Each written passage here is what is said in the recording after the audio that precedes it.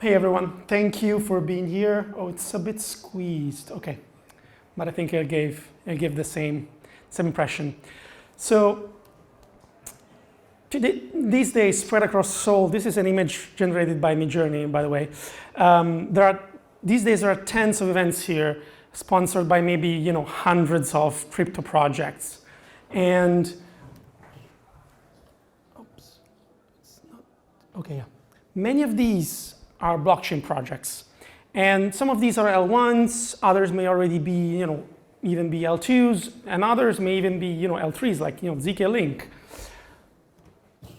And they are building on the OP stack, on ZK stack, Orbit maybe, or the Stark stack, just to name a few. But what does all this mean? It means that the paradigm is changing. During the 2017 ICO craze, up until the last bull run, we saw a proliferation of mostly ERC20 tokens representing whatever type of right in a crypto project, whether it be a DEX or a money market, a social platform, or whatever. I would call this the tokenomics era. And it means that everyone was trying to understand how to make crypto work like an economic model. Some experiments were great, others went bad, others rug pulled. But I think that the single best learning we got from that was that in order for the blockchain technology to succeed as a ledger for any type of value transfer and information recording, it is necessary to build high throughput systems. Hence, the new period from 2020 on that we can call the scalability era. The ratio is simple. Nobody wanted to experience the ultra high gas fees that we got during the CryptoKitties craze in late 2017, when a single swap on a DEX could cost hundreds of dollars. So some projects focused on scaling Ethereum. This is called vertical scalability, meaning that we try and abstract computation on a new layer, inheriting security at the same time. One of the pioneers of this was optimism, Instead, I come from Avalanche. I've built Avascan, and we worked on that since before Avalanche mainnet went live in September 2020. And Avalanche was one of the first to promote true horizontal scalability, meaning that the computation is segmented for specific use cases or portions of the total consensus committee.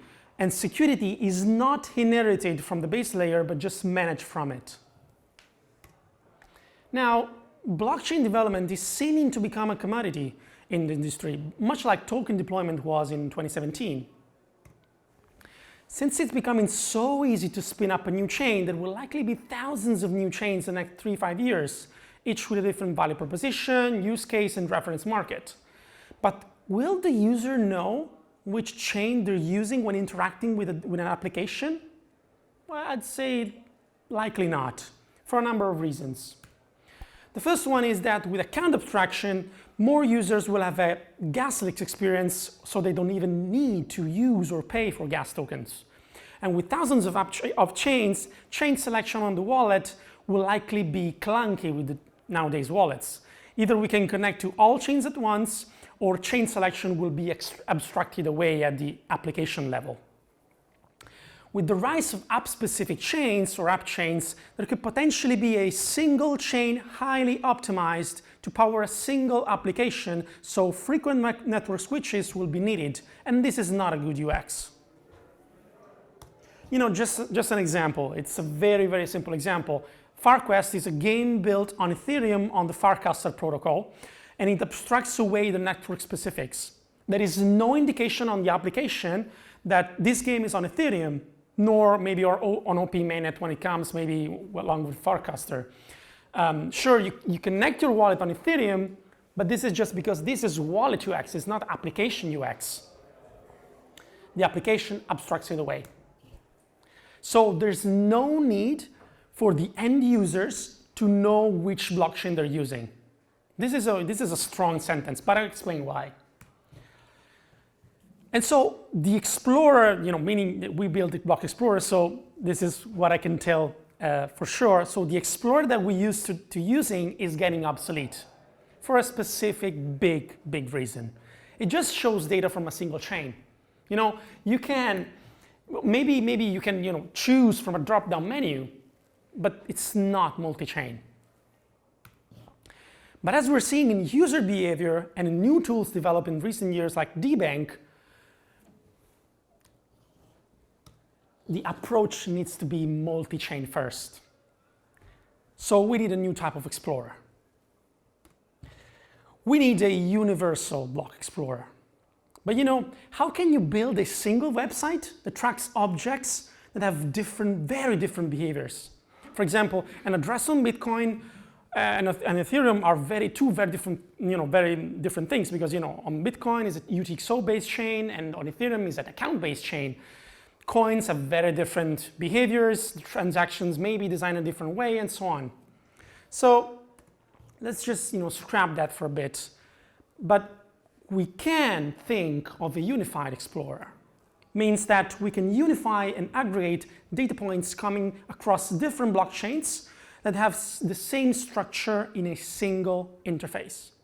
This is what a user wants right now, because it's the most convenient interface they're using on other tools as well, dbank, Zapper. And we at Avascan have been doing this for a while now. We built the world's first unified block explorer, unified at the Avalanche ecosystem level. We call this type of explorer the ecosystem explorer, because Avalanche is an ecosystem.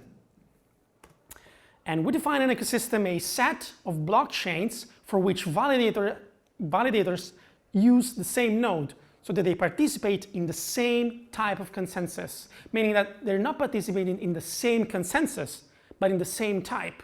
For example, when OP validators, sequencers need to have an OP node and an Ethereum node, they have the same type of node, but they participate in different consensus. This can be, an ecosystem can be, Avalanche, but it can also be the superchain or the hypernetwork. This is what we call the network of hyperchains from zk-Sync, or the Cosmos IBC network. On Avascan, the homepage is full of transactions flowing from blockchains across Avalanche. And you can feel the speed and the fast time to finality of the whole ecosystem. Then if you go on the address page, for example, you'll be able to see all your tokens across all the chains in a specific ecosystem, and so on with every single data point. On Avascan, you can see everything that is happening on Avalanche from a single interface. This is the future. Back in January, we started working on a spin-off for Avascan that would be fitting for any EVM blockchain, not just for Avalanche. And we quickly started iterating on it to match the feature set of Avascan and then of the world leaders of the block explorers. In May, we announced this as Avascan Standard Mode. And it was available for any new and existing EVM subnets on Avalanche. But then we realized that we could do a lot more with it. We call this project RootScan. And it's the base platform for a unified multi-chain block explorer. It uses the same indexing technology we use for Avascan and improves on the experience we made over the last 3 years in making a block explorer. It is a very big project that quickly caught the attention of some major blockchain developers. So we started working with some teams to understand what was missing, what we needed to change, and so on. Over the last 6 months, we've been working tirelessly to understand how to best deliver such a product. And now we're ready to show something. So I'm excited to announce some new projects that we're building on RootScan. They are all proof of concepts right now, because we don't think they're final, nor that they have all the feature set we think or the complete blockchain industry. But it's enough to give you an idea what's next for the Block Explorer. The first one is the SuperScan. The SuperScan is the Superchain Explorer, and it features OP mainnet and Base from the Superchain and a few other OP stack chains. If you're a user of the OP universe of chains, this is the Explorer you want to use. Then there's the HyperScan. This is the scanner of the hypernetwork. That is from zk sync to any new hyperchain. Where we're, if everything goes smoothly, we plan to include all the hyperchains here. And then there's the third one. We don't have a specific naming for it. We just call it the Ethereum L2's Ecosystem Explorer. It's a cauldron of all EVMs that we support in some way that are connected to Ethereum. It aims to represent everything that is happening on Ethereum and around it. For example, here is one of my favorite pages, the cross-transactions list. It gives you an idea of what's happening across chains interacting with one another. Look at the address details also. See here, I took this screenshot completely random, and I caught an address that has gas tokens both on OP mainnet, Base, and zk sync. So this is what you see on DBank, but you can see this across all the pages that you usually see on the Block Explorer. This is the simple validation of a thesis. End users jump from one chain to the other, so they need to see everything that they're doing in a single place, just like they add all the network on a single wallet. So we're designing the Block Explorer for a future in which users don't have to choose which chain they use. And one for developers that don't need to switch back and forth to debug cross-chain applications. In the end, we're designing a Block Explorer for a seamless multi-chain future. Thank you.